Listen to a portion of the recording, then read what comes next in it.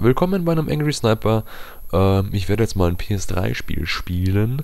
Siren, Blood, Curse, sieht man nicht. Und ein dummer Polizist verfolgt. Aber bis jetzt echt gut, hey. Fliehen Sie vor dem Polizisten, fliehen Sie vor dem Polizisten. So, das war's auch das Schönste. Der Polizist verfolgt mich? Ja, duck dich halt nicht mehr.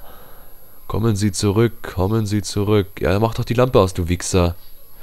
Jetzt hat er mir in den Kopf geschossen. Gegen Türstämmen. Warum das denn? Er ist doch hinter mir. Jetzt schießt er mir in den Kopf. Jetzt hat er mir in den Rücken geschossen. Ja, geh halt einfach weg, du Arschloch.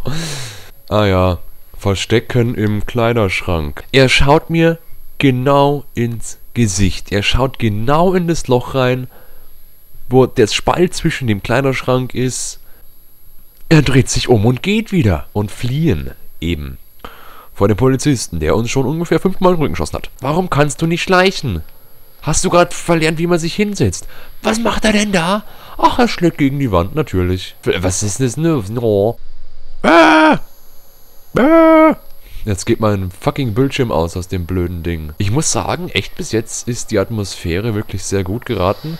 Oh mein Gott, da ist der Zombie.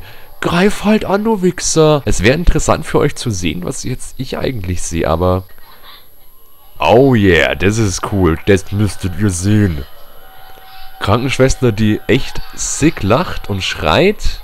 Japanisches Spiel. Nächstes Mal bei Siren, Curse, Blood, Scheiße. Gut, ne? Tschüss.